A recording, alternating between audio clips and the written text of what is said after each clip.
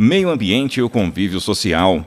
Cidadania é a condição do indivíduo, como membro de um Estado, e portador de direitos e sujeito a deveres e obrigações. É um processo dinâmico de conquista e defesa dos direitos humanos, civis e políticos. No nosso caso, vamos destacar o direito de ir e vir como cidadão. O Código de Trânsito Brasileiro apela ao exercício da cidadania, mesmo havendo penalidades, atos e processos administrativos e crimes de trânsito, responsabilizando os órgãos e entidades do Sistema Nacional de Trânsito por danos causados aos cidadãos em virtude de ação, omissão ou erro na execução e manutenção de programas, projetos e serviços que garantam o direito de um trânsito seguro. Os órgãos e entidades pertencentes ao Sistema Nacional de Trânsito darão prioridade em suas ações à defesa da vida, nela incluindo a preservação da saúde e do meio ambiente. O indivíduo como cidadão. O cidadão é o indivíduo consciente de seus papéis na sociedade. Para que a vida em sociedade seja possível, foram criadas as normas de conduta, que falam dos nossos direitos e deveres, e são determinados pelas leis e códigos, e cabe ao cidadão o dever de obedecer às leis e normas em benefício do bem comum. Essa é a melhor forma de respeitar o direito das demais pessoas e ter os nossos direitos respeitados.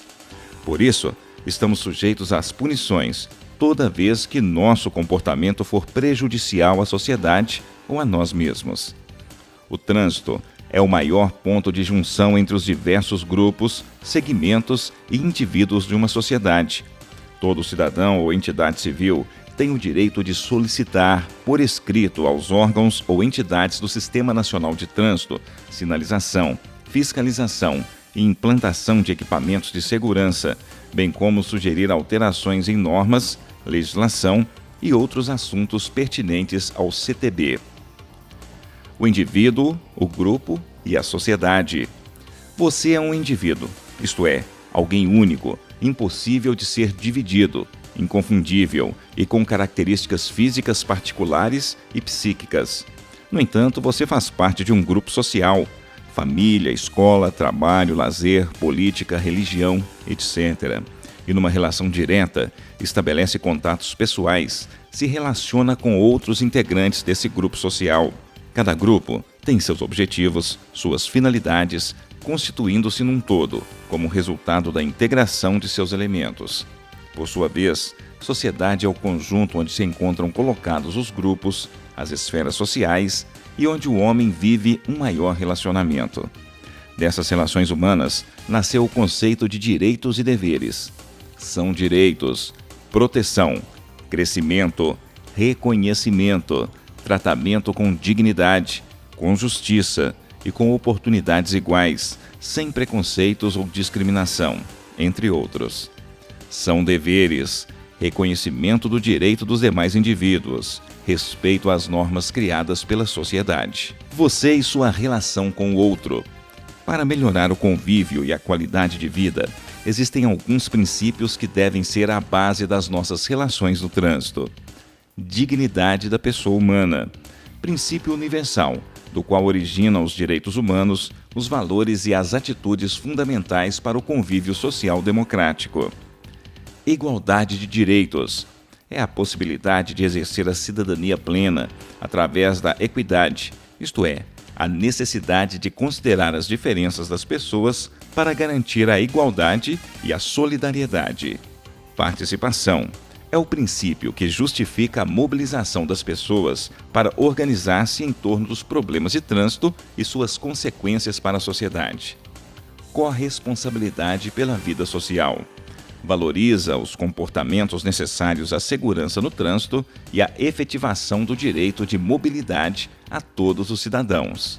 Diferenças individuais. Cada um de nós vê, sente e interpreta os acontecimentos de maneira diferente. Isto acontece em função das nossas diferenças na formação, vivência, cultura e personalidade. A sociedade tem vários tipos de indivíduos, o que é muito positivo, pois essa diferença garante as inovações e a criatividade. Por exemplo, Quando imaginamos que não existe mais nada a desenvolver ou falar a respeito de um determinado assunto, aparece alguém que, por ser diferente e enxergar sob outra visão, mostra pontos que antes haviam passado despercebidos, inovando assim os conceitos existentes. Essas diferenças são nossa marca registrada e as aplicamos em tudo o que fazemos, na maneira de elogiar ou criticar, no modo como avaliamos as outras pessoas, no trabalho, nos relacionamentos com a família, amigos, etc. Relacionamento interpessoal. O relacionamento interpessoal é a mola propulsora da sociedade moderna.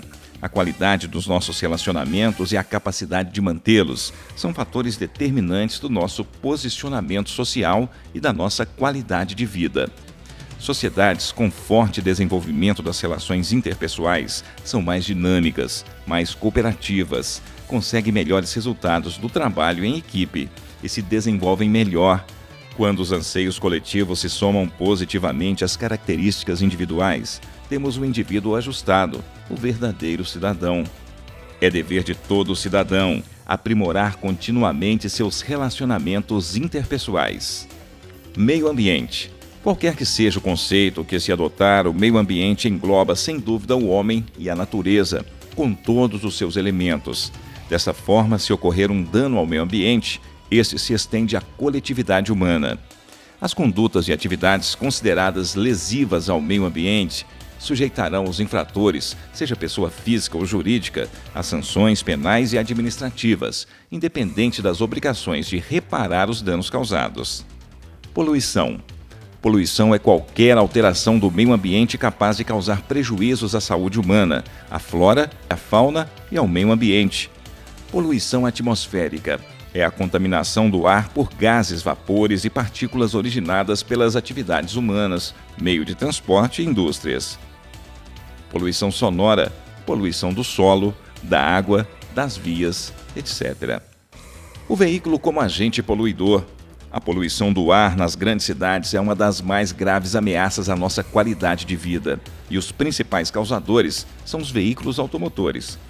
Os gases que saem pelo escapamento contêm monóxido de carbono, óxidos de nitrogênio, hidrocarbonetos, óxidos de enxofre e material particulado, fumaça preta. A quantidade desses gases que saem do escapamento depende do tipo e da qualidade do combustível, do tipo e da regulagem do motor.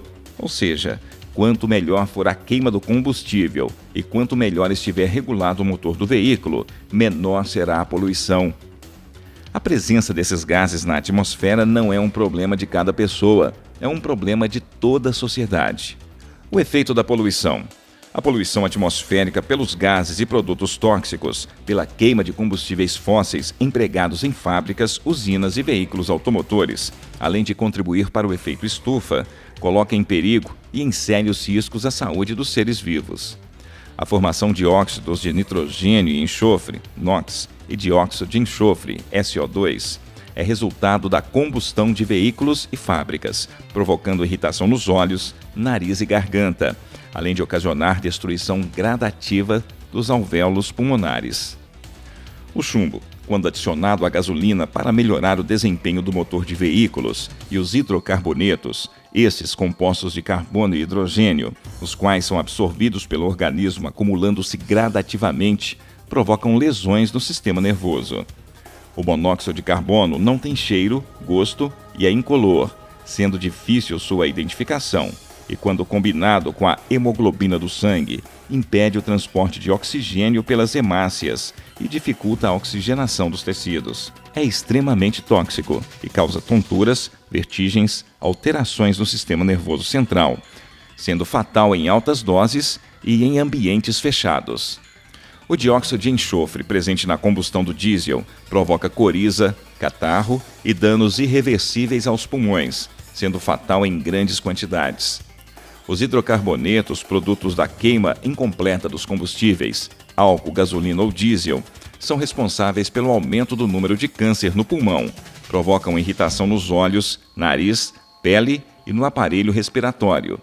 A fuligem, que é composta por partículas sólidas e líquidas, fica suspensa na atmosfera e atinge o pulmão, agravando quadros alérgicos de asma e bronquite, irritação de nariz e garganta e infecções gripais. Órgãos responsáveis pelo controle ambiental são os seguintes: IBAMA, Instituto Brasileiro do Meio Ambiente e dos Recursos Naturais Renováveis; CONAMA, Conselho Nacional do Meio Ambiente; CISNAMA, Sistema Nacional do Meio Ambiente; FEAM, Fundação Estadual do Meio Ambiente; PROCONVE, Programa de Controle de Poluição do Ar por Veículos Automotores; SMMA, Secretaria Municipal de Meio Ambiente; Ministério do Meio Ambiente, dos Recursos Hídricos e da Amazônia Legal. Em nível nacional, existe o PROCONVE, Programa de Controle de Poluição do Ar por Veículos Automotores, criado em 1986 pelo CONAMA. O PROCONVE tem como objetivo a redução dos níveis de emissão de poluentes dos veículos automotores, além de incentivar o desenvolvimento tecnológico nacional, tanto na engenharia automotiva como em métodos e equipamentos para a realização de ensaios e medições de poluentes. Foram necessárias a aplicação de tecnologias e de sistemas que melhorem o funcionamento dos motores. Como exemplo, podemos citar catalisador. Transforma grande parte dos gases tóxicos do motor em gases inofensivos, através das reações químicas ocorridas dentro deste componente. O catalisador é desenvolvido em estreita cooperação com os fabricantes de veículos, propiciando uma vida útil do produto de no mínimo 80 mil quilômetros. Canister, instalado na saída do tanque, absorve os vapores do combustível, evitando que seja lançado na atmosfera. Injeção eletrônica, substituiu o carburador, entre outros sistemas, responsável por formar a mistura ar-combustível na medida ideal. Sonda lambda, sensor de oxigênio. A poluição das vias. O lixo atirado pelo condutor ou passageiros pode provocar sérios acidentes. Imagine uma garrafa ou lata vindo em sua direção a 100 km por hora.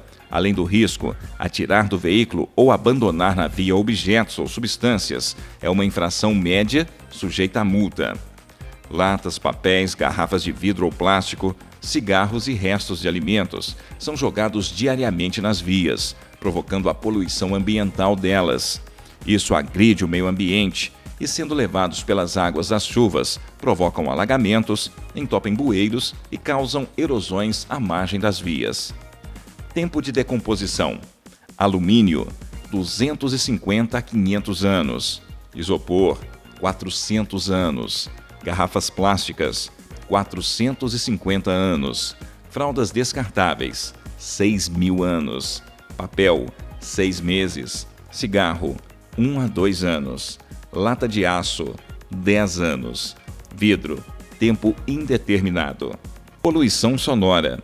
Como cada pessoa percebe os ruídos de maneira diferente, o meio mais objetivo de mensurá-los é através de parâmetros físicos. Segundo a Organização Mundial de Saúde, OMS, o limite para o conforto auditivo é de 65 decibéis no estado de vigília, que é quando se está acordado. Para o sono, a OMS recomenda que não ultrapassem 35 a 45 decibéis. As pessoas geralmente associam a questão dos ruídos somente à perda auditiva, mas a surdez é apenas um entre vários efeitos. No estado de vigília, o principal problema é o estresse. De 55 a 65 decibéis, ele é considerado leve, mas a partir de 65 decibéis, pode desencadear uma série de problemas, como o aumento do ritmo cardíaco e da hipertensão arterial. Com isso, os infartos e acidentes vasculares cerebrais, AVC, aumentam. O sono também é prejudicado pelos altos níveis de ruído. A partir de 35 decibéis, o sono vai se tornando mais superficial. O barulho intenso também traz perda de concentração, dificuldade de aprendizagem nas escolas, baixa produtividade no trabalho. Há outros males ainda mais desconhecidos. Ruídos superiores a 70 decibéis podem provocar a liberação de hormônios como o cortisol, que inibe a ação do sistema imunológico e até mesmo aumentar o colesterol. O ruído máximo tolerável sem efeitos nocivos é 90 decibéis. Além desse nível, a saúde é profundamente afetada e variando seus efeitos na medida do tempo que a pessoa é submetida aos ruídos. O nível de 120 decibéis já ocasiona dores, provocando a surdez nervosa irreversível. A população e os tomadores de decisão precisam se conscientizar de que a poluição sonora é um problema de saúde pública. Uma das formas de controlar os ruídos produzidos pelo trânsito é por meio da inspeção veicular, a fim de garantir a boa manutenção dos veículos. Embora essa medida tenha sido estabelecida pelo CTB, ainda não foi regulamentada. Mesmo que cada veículo esteja emitindo ruídos abaixo dos níveis permitidos, ainda pode existir poluição sonora devido à concentração desses veículos. Observação: usar no veículo equipamento com som em volume ou frequência superior a 80 decibéis, medido a 7 metros de distância do veículo, é infração grave, gerando multa e retenção do veículo. O álcool e o meio ambiente. No Brasil, ele é produto da cana-de-açúcar, mandioca, batata doce, beterraba, milho e eucalipto, sendo responsável pela metade da poluição da gasolina, utilizado como combustível e misturado à gasolina por estratégia comercial do governo e principalmente para diminuir a poluição. Durante o processo de produção do álcool, também é obtido a vinhaça ou vinhoto, um subproduto altamente tóxico, que sendo lançado na natureza, mata a flora e a fauna, ressaltando-se a sua utilização como matéria-prima para a indústria de fertilizantes e resíduos neutralizados em processos na indústria de cerâmica. A chuva ácida. Além do gás carbônico, a queima de combustíveis fósseis também produz dióxido de enxofre e óxidos de nitrogênio, que combinando com a água, formam o ácido sulfúrico e o ácido nítrico, respectivamente. Quando chove, esses ácidos caem misturados à água, constituindo a chuva ácida. Os principais responsáveis pela chuva ácida são os gases provenientes da queima de derivados de petróleo, primeiramente em indústrias e veículos automotores, e em segundo lugar, em usinas termoelétricas, e em menor escala, da queima do carvão. Essa chuva provoca a destruição das folhas dos vegetais, diminuindo a fotossíntese, o que acarreta a morte e a consequente perda da cobertura vegetal da região atingida. Destruição da camada de ozônio. Em volta da Terra existe uma camada de gases que varia entre 20 e 25 quilômetros de altitude. Nela concentram-se muitos gases naturais e alguns poluentes fabricados pelos homens. Os gases vivem se combinando e recombinando em complicadas reações químicas, muitas vezes acionadas pela luz solar.